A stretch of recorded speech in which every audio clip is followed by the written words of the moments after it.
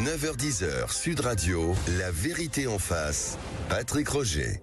Les difficultés de l'industrie française ne datent pas d'hier. L'industrie française est en grand danger. Quel avenir pour l'industrie française? L'intelligence artificielle ne fera aucun cadeau et visera tous les emplois. Va-t-on réindustrialiser la France? Debout les dormeurs, l'émission commence.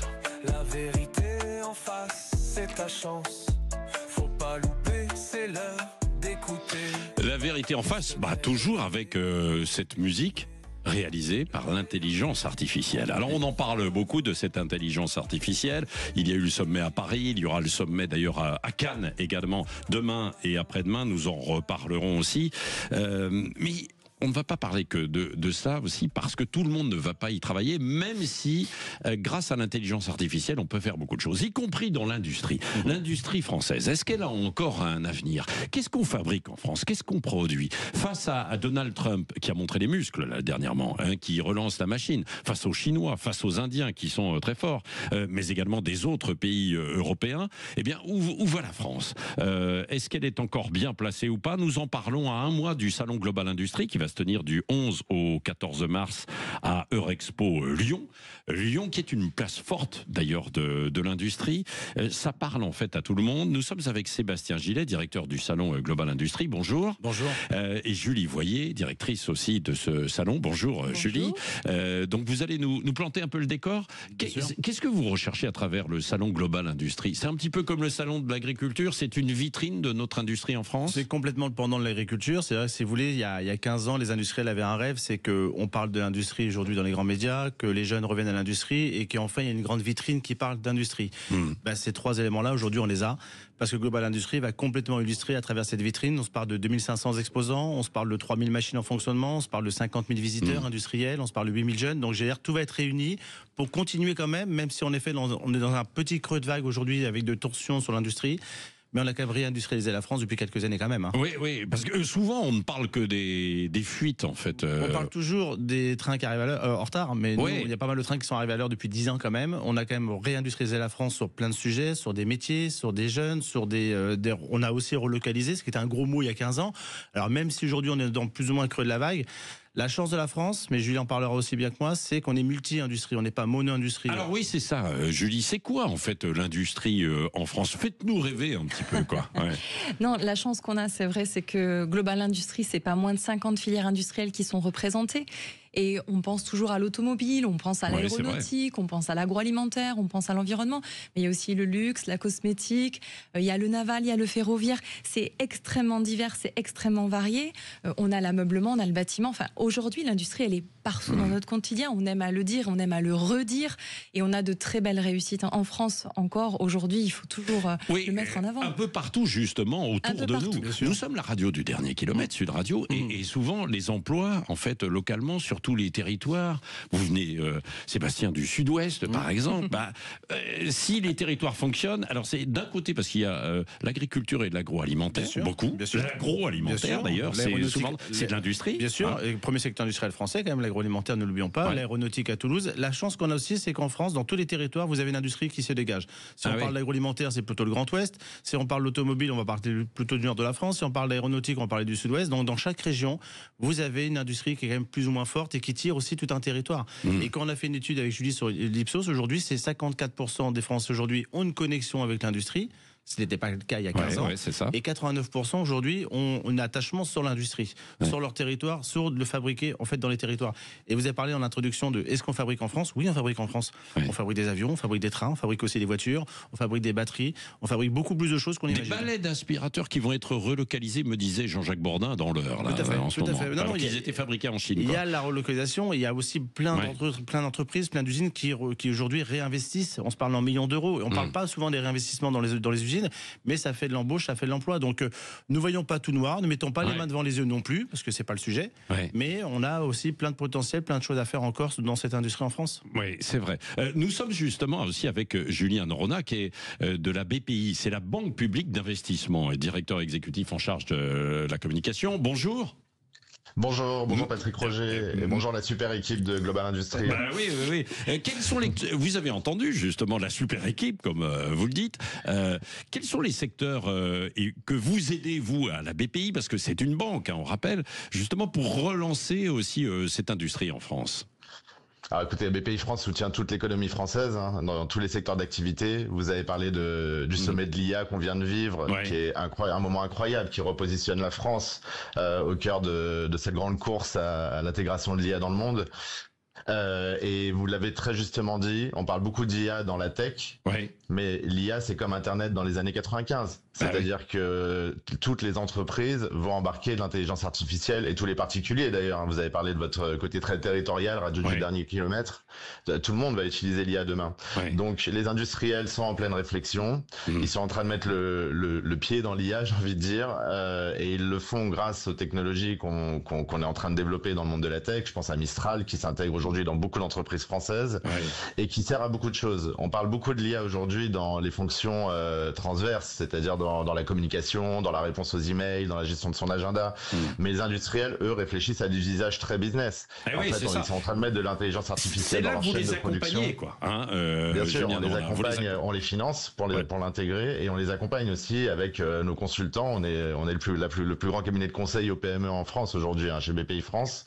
Et nos consultants accompagnent les industriels en ce moment à intégrer de l'IA dans leur chaîne de production pour optimiser les process et pour gagner en productivité.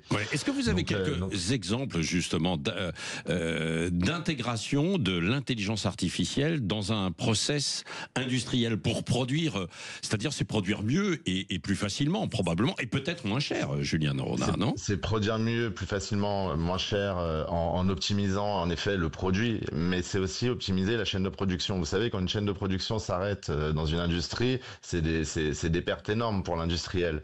Et l'objectif des industriels aujourd'hui, c'est d'anticiper des arrêts potentiels de chaînes de prod.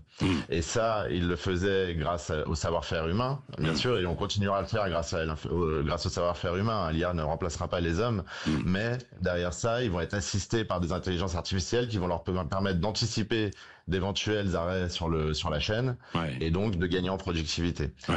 Voilà, c'est ça, et du coup d'être plus peut-être compétitif face, j'en parlais, mais face aux Chinois, plus écologique, aussi pour l'environnement, parce que souvent il y a des discours assez catastrophiques pour l'industrie. C'est quand on dit on produit, et donc mais alors quand on produit dans l'industrie, on pollue, quoi. Donc on entraîne de la destruction. Qu'est-ce que vous répondez à ça, vous qui êtes en charge de la communication? Je réponds que c'est l'image de l'industrie qu'on a eue hier et qui est en train de changer aujourd'hui. On fait un travail énorme avec tous les industriels de France pour montrer la nouvelle industrie. Aujourd'hui, rentrer dans une industrie, c'est rentrer dans un endroit extrêmement propre, très robotisé. C'est fini le moment où on avait les mains sales et qu'on était dans le... C'est fini, voilà. C'est terminé. Et c'est important de le dire. Et c'est ce qu'on fait tous les jours auprès des jeunes, c'est ce qu'on fait tous les jours auprès des employés potentiels. Et donc sur l'industrie, sur le verdissement de l'industrie française, nous on investit 34 milliards pour les aider à se mettre en transition. On fait un porte-à-porte de masse de 20 000 entreprises pour les aider à faire leur transition écologique et énergétique. Et c'est d'ailleurs des sujets qu'on va aborder à Global Industries. Le deuxième jour de Global Industries, on fait un jour bleu, qui est un grand jour où il y aura 1000 PME ETI industrielles françaises, et pendant cette journée-là, on va parler de digitalisation, de transition écologique et d'export. C'est ça. Qu'est-ce que vous pouvez faire pour attirer justement les jeunes? Dernière question avec vous, Julien Noronha, parce que les Français ont une image controversée. Julie nous a donné des nouvelles plutôt positives quand même de connexion, mais globalement, on sait qu'il y a une image controversée de l'industrie. On vient de l'évoquer. Que faire pour attirer les jeunes à ces métiers de l'industrie dans toutes les régions de France? Le meilleur moyen de parler aux jeunes, c'est d'utiliser leur propre code. Ça c'est vrai. Nous, on le fait de deux manières. La première, c'est qu'on va de manière très pragmatique en bus les chercher à la sortie de l'école, dès le collège, pour les amener visiter des sites industriels et pour leur faire rencontrer des jeunes qui travaillent dans l'industrie déjà aujourd'hui. Donc ça, on le fait. On a amené 4000 jeunes l'année dernière sur 12 sites industriels en France. Et Sébastien le disait, 8000 jeunes viennent à Global Industries et on travaille avec l'équipe de Global Industries pour leur faire des parcours et qu'ils comprennent la nouvelle industrie. D'ailleurs, c'est drôle. drôle parce que quand on les amène dans une industrie, ils montent dans le bus avec les yeux ronds en nous disant mais qu'est-ce que je vais faire dans une industrie. Et puis quand on leur dit où est-ce que tu veux travailler demain, et ils nous répondent j'aimerais bien travailler chez L'Oréal. L'Oréal c'est une industrie et ils se rendent pas compte qui est ton entrepreneur préféré. Elon Musk c'est un grand industriel. Donc il y a un moment où il faut refaire le lien en fait pour les conscientiser. Et puis à côté de ça, on utilise les codes du digitaux. On travaille avec beaucoup de médias, beaucoup d'influenceurs et de créateurs de contenu qui parlent aux jeunes. Et donc on fait parler les jeunes aux jeunes, et c'est comme ça qu'on arrivera à les convaincre de toutes les opportunités, aussi bien dans les métiers manuels, mais aussi dans les métiers d'ingénieurs, dans les métiers. Il y a 20% de filles dans les écoles d'ingé aujourd'hui. Donc c'est pour ça qu'on y va dès le collège. Mais c'est vrai. Et donc on essaye de leur montrer les opportunités et la proximité qu'ils vont avoir déjà avec leur lieu d'habitation, parce que les industries, comme vous l'avez justement dit, sont proches des gens. Et puis la proximité qu'ils auront avec le dirigeant. Les jeunes ont envie de transformer le monde. Là, en rentrant dans une industrie, dans une PME, dans une ETI des régions de France, ils vont avoir un travail avec peut-être à 2 échelons du dirigeant. Et donc ils vont pouvoir proposer des choses, transformer l'entreprise. Et je peux vous dire que les dirigeants n'attendent que ça. Merci, parce que l'industrie le vaut bien. Pour reprendre, puisque vous avez parlé de L'Oréal, ça pourrait être évidemment l'un des slogans pour attirer des jeunes comme vous le faites. Merci d'avoir été avec nous, Julien Noronha. On se retrouvera donc à Global Industrie à Lyon, Eurexpo Lyon, 11 au 14 mars. Julien Noronha avec les vraies voix. Tous ensemble à Global Industrie, grande journée industrielle. Voilà, tous ensemble, absolument. Allez, on continue d'en parler dans un instant avec Sébastien Gillet justement et Julie Voyer qui s'occupe de ce salon Global Industrie. Et vous pouvez poser vos questions d'ailleurs. 0826 300 300. Est-ce que vous êtes intéressé par l'industrie? Est-ce qu'aujourd'hui vous avez une autre image de l'industrie? Est-ce que vous avez envie d'envoyer vos enfants travailler dans l'industrie? Et quelle industrie? Allez-y, 0826 300 300. Et l'exemple d'un industriel tout à l'heure qui fait vivre un territoire, c'est une tradition familiale. Nous irons en Auvergne dans quelques minutes. 9h-10h, Sud Radio, la vérité en face, Patrick Roger. Mais est-ce qu'on est capable de produire en France? Oui. Nous sommes dans l'industrie aujourd'hui. La France est le 3e acteur au monde de l'industrie. Souvent on se dit oui, mais on ne fabrique plus rien, on ne produit plus rien, tout est fait en Chine. C'est vrai qu'il y a eu énormément de choses faites en Chine. On va pas se remémorer par exemple l'épisode du Covid où tout était fabriqué là-bas, il n'y avait plus rien effectivement en France, mais quand même quoi. Pourquoi d'ailleurs on réussit quand même encore à produire en France alors qu'on a une main-d'œuvre qui est un peu plus chère fondamentalement? Sébastien Gillet et Julie Voyer. Parce que déjà on a un savoir-faire. Vous êtes les patrons du salon Global Industrie qui aura lieu à Lyon. Parce qu'on a un savoir-faire, parce qu'on est quand même une terre industrielle, il faut quand même pas l'oublier. On va pas renier en effet le fois ce que la France a été. Alors je vais pas faire de politique et d'histoire non plus, mais sous Pompidou, et donc il faut pas l'oublier. Donc on a un savoir-faire en France, on a aujourd'hui des compétences, on a des territoires aussi qui portent l'industrie, et on est reconnu mondialement pour certaines choses. On a parlé d'agroalimentaire tout à l'heure. Aujourd'hui l'agroalimentaire en France, aussi bien la gastronomie que le savoir-faire au niveau process, il est reconnu mondialement. Donc je pense que le Covid a permis aussi de remettre en lumière, en tout cas, qu'on pouvait relocaliser, qu'on pouvait faire des choses en France. Il y a des choses qui se sont faites depuis le Covid. Alors peut-être qu'on a sur un petit coup de frein aujourd'hui, mais toujours pareil.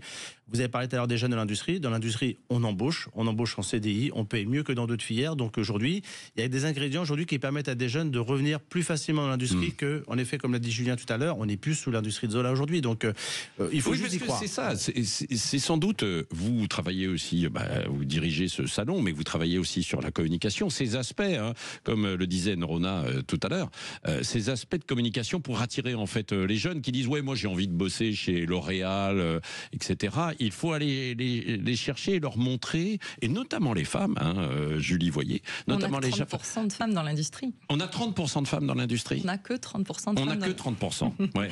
Oui, mais un événement comme Global Industrie, on l'a dit, c'est la plus grande usine de France, mais c'est aussi un magnifique outil de démonstration et de pédagogie pour les publics. Quand on fait un événement comme celui-ci pendant 4 jours, on attire 8000 jeunes et demandeurs d'emploi ou personnes en reconversion professionnelle pour montrer ce que sont les métiers, pour montrer ce que sont les évolutions du métier. On a notre grand concours des Golden Tech qui réunit des professionnels qui sortent des signes industriels, qui montrent leur excellence, qui montrent leur savoir-faire, qui justement donnent envie et parlent de leur quotidien. Et on peut voir des roboticiens, on va voir des automaticiens, l'entretien, on va voir tous ces nouveaux métiers liés à la transition digitale dont on parle et qui sont nécessaires parce qu'on doit les voir, on doit les toucher. C'est le faire, c'est le produire. C'est vrai que la transition numérique, digitale dans l'industrie est particulièrement importante. Et le numérique, ce ne sont pas que des applications, quoi, sur son téléphone ou pour commander sur Amazon, etc. Il faut produire, en fait, de l'autre côté. Et on peut l'intégrer, quoi, pour produire. Elle est Sébastien clé, Gillet. de toute façon, quand on parle d'IA aujourd'hui, l'IA va être importante, en effet, dans les prochaines années. Elle est déjà, mais l'IA sans industrie, il n'y a pas d'IA. Il n'y a pas de nouvelles technologies sans l'industrie. On a besoin une nouvelle fois de ce qui se fait en France, même si on en fait un petit peu moins, mais on a besoin de cette industrie qui a construit la France, qui construit une nouvelle fois tout ce qu'on a évoqué tout à l'heure. Donc on va s'entourer une nouvelle fois d'IA, de moderniser l'outil industriel, ce qui va être important, c'est clé. C'est pour ça aussi qu'on a pu réindustrialiser la France. C'est qu'à un moment, on s'est dit comment on robotise les usines. Une nouvelle fois, si on fait des comparaisons il y a quelques années, c'était 1 robot en France, 3 robots en Italie, 5 robots en Allemagne. On en est un petit peu moins aujourd'hui, parce qu'on a rattrapé le retard. Mais une nouvelle fois, il y avait une pédagogie à faire en France.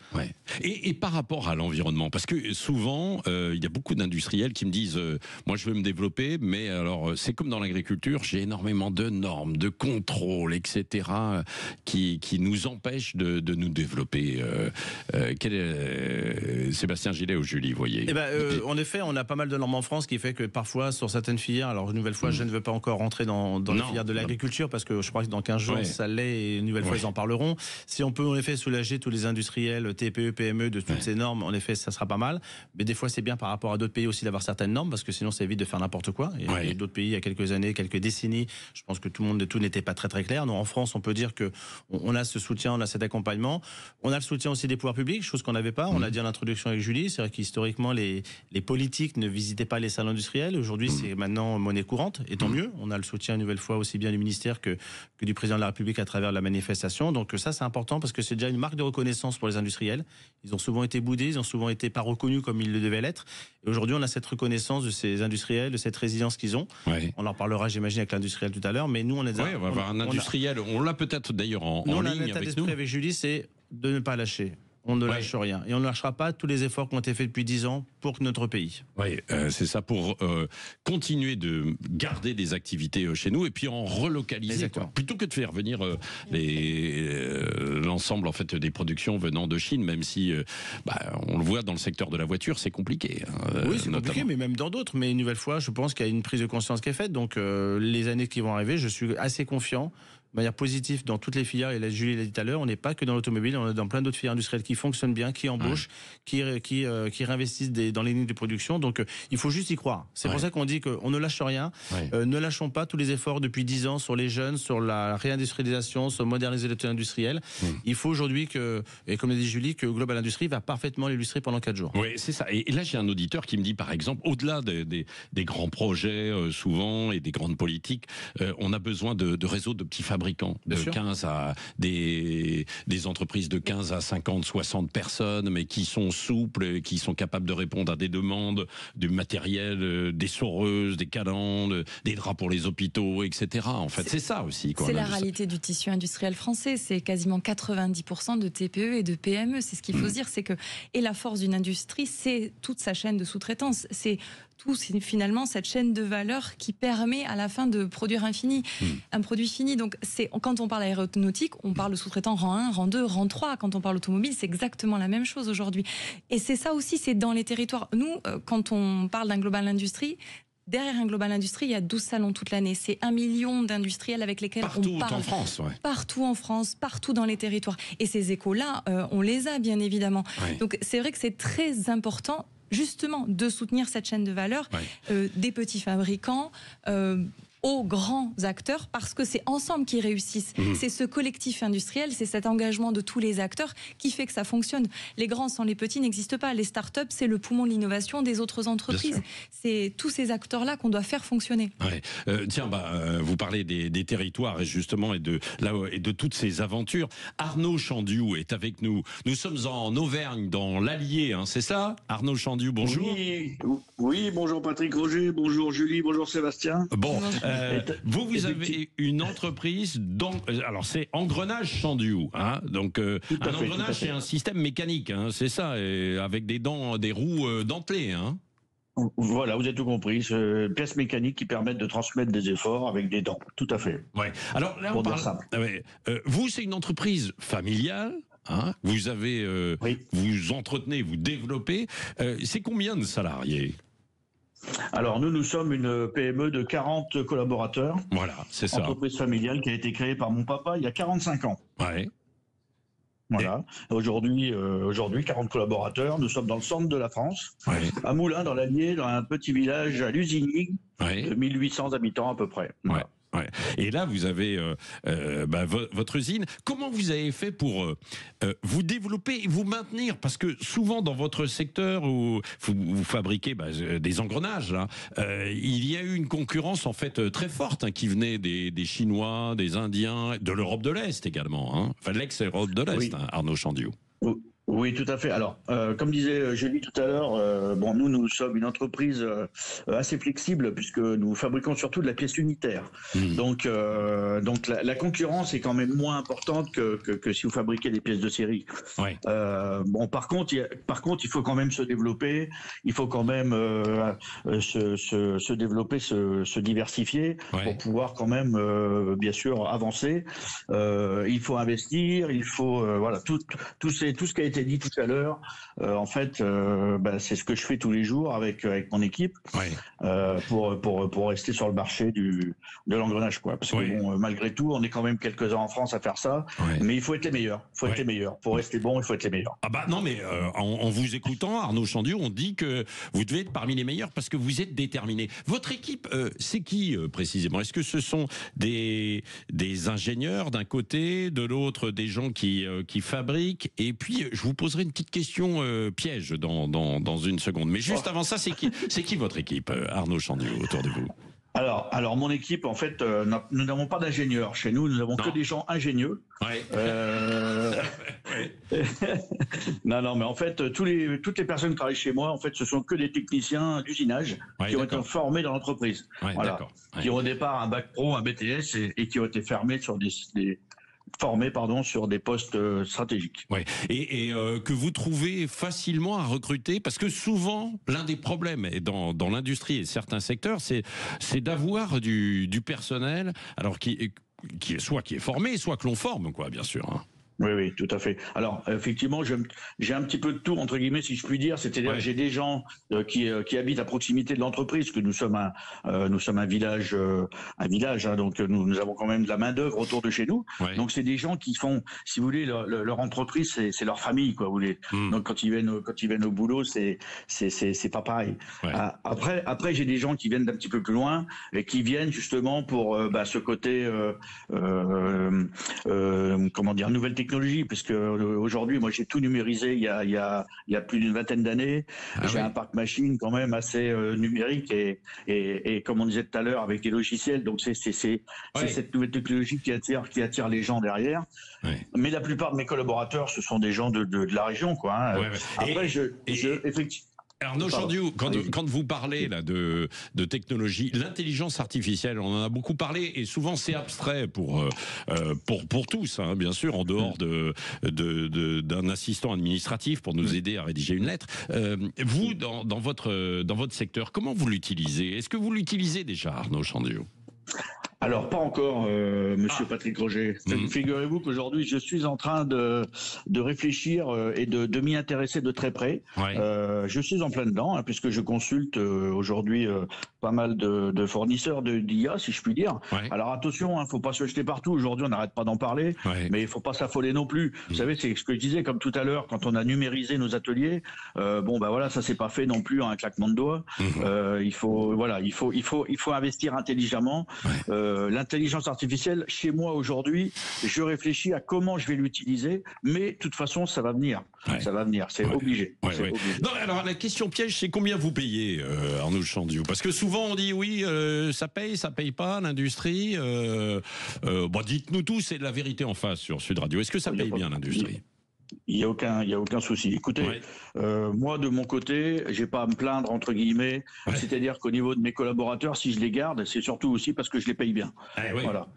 Faut pas. Oui, il y a pas de secret dans la vie. Il n'y a pas que ça. Il y a aussi, il faut valoriser les gens. Il faut aussi. C'est pas un numéro, c'est pas un chèque. Une personne, c'est un être humain. Il faut en prendre soin.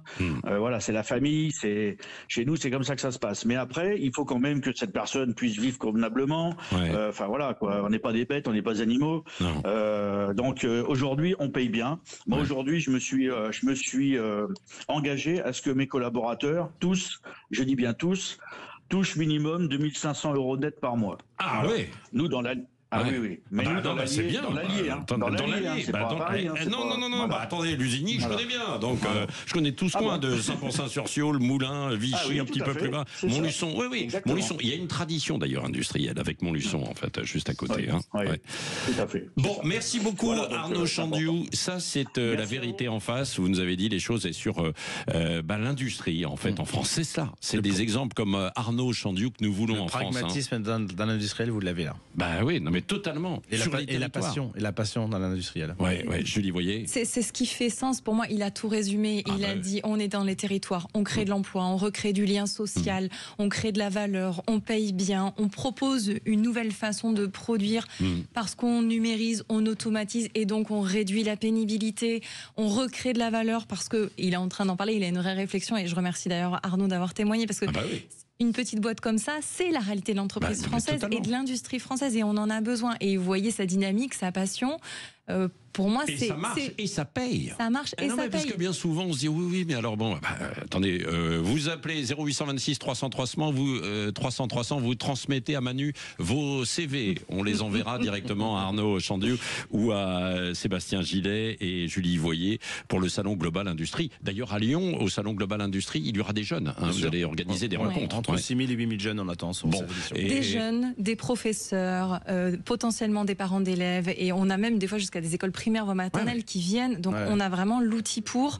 On fait de la pédagogie, c'est hyper important. Et des demandeurs d'emploi. On organise des job dating, les boîtes recrutent. Job dating. Les boîtes recrutent pendant on Global. Organisé avec Cécile de Minibus et Philippe David. Vous allez en recruter du monde. Allez, on se retrouve dans un instant. La vérité en face sur Sud Radio. 9h-10h, Sud Radio, la vérité en face, Patrick Roger. Avec Patrick, tout devient vrai. La vérité en face, tout le monde la veut. Sud Radio éclaire les cieux. Patrick Roger, les secrets des voiles.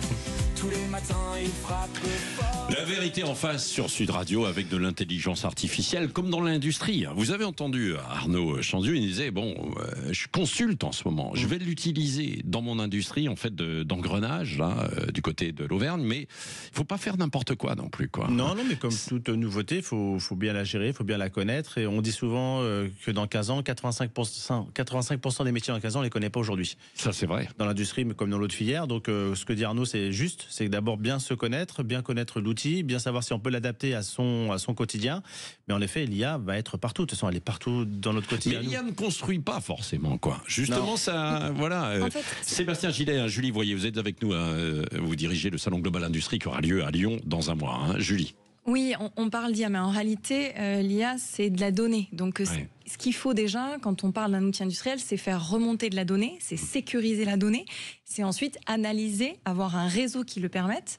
Et c'est en fait cette composition totale de l'ensemble de ces solutions qui permettent après de piloter, de digitaliser, de réduire en effet les déchets, de prévenir de panne. Donc c'est tous ces sujets-là. Donc l'IA seule ne veut rien dire. En fait, c'est l'usage de l'IA, la façon dont à un moment donné on fait aussi monter en compétences. On forme aussi aujourd'hui grâce au numérique. On parle de jumeaux numériques. C'est quoi les jumeaux numériques ? Typiquement, avant de produire un site industriel, vous pouvez le modéliser et vous pouvez vivre entre guillemets une expérience digitale pour savoir est-ce que vous allez faire évoluer votre outil de production, vos chaînes, circuler. C'est-à-dire que vous pouvez interroger l'intelligence artificielle, rentrer des éléments de données, un prompt, comme on dit. On fait des prompts d'une certaine manière. Prompt, ça veut dire c'est un scénario que l'on met effectivement, que l'on soumet à Chat ou Chat c'est le français de Mistral ou à d'autres. Et il peut nous dire, tiens, bah oui, il y a, par exemple, dans tel secteur, on peut produire. On a besoin. En réalité, on va faire de la simulation. Et comme on fait de la simulation, l'intelligence artificielle, elle retient des données et donc elle permet après d'optimiser les scénarios. Ouais. Donc c'est tout ça qui est intéressant. En fait, après, on pilote mieux. Il faut toujours l'homme, bien évidemment, derrière. Il faut rester l'homme ou la femme. 30% de femmes dans l'industrie. Quand je lui parle des hommes, c'est bien sûr les hommes. Je défends la mixité. Non, mais bien sûr. Bah oui. Non, mais c'est vrai. Et c'est un secteur qui peut attirer peut-être un peu plus, justement, à travers la nouvelle industrie aujourd'hui, entre guillemets, moins sale. Les nouveaux métiers vont attirer d'autres typologies de personnes qui n'allaient pas dans l'industrie il y a 30 ans. Moi, j'ai 50 ans et c'est vrai que je reprends toujours cet même exemple, mais quand à 15 ans, j'étais pas très bon à l'école, mon père me dira tu finiras dans l'industrie. Et voilà. Et aujourd'hui, dans l'usine même carrément. Aujourd'hui, ça a quand même bien changé. Et les Allemands, souvent, pour prendre cette comparaison, en Allemagne, on est fiers quand les enfants sont dans les usines. En France, on avait un petit peu pas cette honte, mais ce tabou il y a 30 ans. Ça l'est beaucoup moins aujourd'hui parce que, comme vous l'avez dit, et comme Julie l'a dit, les métiers aujourd'hui parlent beaucoup plus aux jeunes et vont beaucoup plus intéresser. C'est pour ça qu'on a 8000 jeunes. Il y a 15 ans, les salles industrielles, c'était 1000 jeunes par salon. Aujourd'hui, on a entre 6 et 8000. Donc pour leur faire découvrir ce qu'est l'industrie de demain, parce qu'ils n'ont aucune idée sur les bancs de l'école. Peu d'idées, mais on commence aujourd'hui. Alors une mauvaise image. Quoi. Non, bien sûr, mais on commence avec des usines. Ils voient les usines avec la fumée qui sort, la pollution, etc. Sûr, mais c'est vrai. Fabrication à la chaîne à la Charlie Chaplin. On fait en sorte, et ce que vous faites aujourd'hui, et ce qu'on va avoir pendant 4 jours sur Global, on est en train de réinverser la tendance. Les grands médias parlent quand même un petit peu mieux de l'industrie aujourd'hui, quand même. Et comme le disait Julie, c'est vrai qu'on parlait tout à l'heure des RSE, d'écologie. Aujourd'hui, l'industrie, elle est propre, elle est verte. Et ça va créer des emplois. Et le jumeau numérique fait en sorte qu'on ne gaspille plus de matières premières comme on pouvait le faire il y a 30 ans. Donc tout ça, c'est en train de vraiment de réinverser. Il y a besoin de beaucoup de pédagogie, ça c'est sûr. Et Louis Gallois, qui est intervenu sur Global Industrie l'année dernière, avait dit une phrase très forte. Il avait dit l'industrie, c'est 10% du problème pour la transition écologique, mais c'est 100% de la solution. C'est-à-dire qu'aujourd'hui, en fait, il faut prendre l'ensemble des sujets. Il faut une énergie verte pour du coup préserver l'environnement, pour préserver les ressources. Il y a aussi des gros enjeux et on en parle cette année sur Global Industrie, tout ce qui est autour du remanufacturing, parce que c'est ça aussi. C'est permettre du coup de plus forcément produire avec du neuf, mais du coup faire du rétrofit, de recyclage. Quoi. Exactement. Non, mais c'est vrai, ça on recycle en fait de plus en plus. Et puis comme ça, on n'a pas besoin d'aller extraire des matières premières un peu partout, en Afrique ou en Chine. On leur donne une nouvelle vie. Bon, on parlera de tout ça donc à Global Industrie à Lyon, du 11 au 14. Là, c'est vrai qu'on a été assez optimiste dans nos déclarations. Alors que, il faut le dire quand même, Sébastien Gillet, on va terminer là-dessus, mais ces derniers mois, c'était quand même un peu chaud, quoi. Pour l'investissement en France, pour la reprise des boîtes, peut-être, non ? On met pas les mains devant les yeux, mais c'est vrai que l'instabilité politique, peut-être, n'a pas aidé aussi. Bon, on l'a trouvé dans le sentiment de retrouver un peu un équilibre. Et d'ailleurs, on peut vous dire aujourd'hui, en étant à encore un mois du salon, bien sûr, mais aussi depuis le début de l'année, qu'on sent que ça réinvestit. De toute façon, quand une entreprise, pendant 6-8 mois, n'investit pas pour manque de visibilité, à un moment, elle va être obligée de le faire. Parce que sinon, elle va perdre des marchés, et c'est bien le problème qu'on a. Donc on a quand même, on sent un regain, en tout cas peu importe les territoires, mais sur le global, une nouvelle fois global, c'est 15% de plus d'exposants entre 2023 Lyon et 2025. Donc c'est quand même un signe aujourd'hui. Mais c'est parce qu'il y a Sud Radio avec vous. Exactement. Il faut le dire quand même. On a besoin des médias, on a besoin de soutien. Et pour compléter ce que dit Sébastien, début d'année, moi j'avais la chance de faire un événement dans les territoires, un CPM à Douai. C'est une année record, faut se le dire, parce que oui, il y a potentiellement dans toute crise, il y a des opportunités. Les industriels continuent à se mobiliser. On a besoin de faire en sorte aussi de se retrouver, d'utiliser aussi les retours d'expérience entre pairs, et on sent quand même qu'il y a de l'investissement. Moi, j'ai entendu des machines qui se sont vendues. Donc, oui, il y a un contexte qui se tend, mais ne soyons pas trop moroses. Au contraire, on en a besoin. Soyons fiers de l'industrie. De cette industrie. Soyons fiers de nos industriels. Parce que l'industrie le vaut bien. Le salon Global Industrie, donc c'est à Lyon, Eurexpo, du 11 au 14 mars. Merci Sébastien Gillet, Julie Voyer. Donc vous vous occupez de ce salon. On en reparlera beaucoup sur Sud Radio et on sera en direct à cette occasion avec les VV, Philippe David et Cécile de Minibus, qui n'utilisent pas encore l'intelligence artificielle, leur propre intelligence. Allez, dans un instant, donc l'émission Média, notamment Gilles Gansman et Christine Bouillot.